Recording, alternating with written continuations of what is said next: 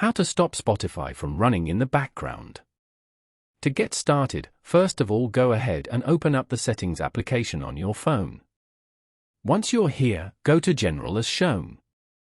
Scroll down and go to Background App Refresh. This feature allows apps to refresh their content when on Wi-Fi or a mobile network in the background. If you want to turn off any app from here, then locate the app from the list and turn off the switch as shown. For example, Spotify. You can repeat this to turn off the other apps as well.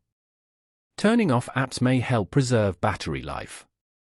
Alternatively, go back to the Settings page and tap on Apps. Scroll down and go to Spotify. From here, turn off the Background App Refresh switch as shown.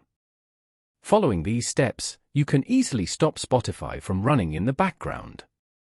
Thank you for watching. Please leave a like if this tutorial helped you, or leave a comment below if you have any questions related to the video.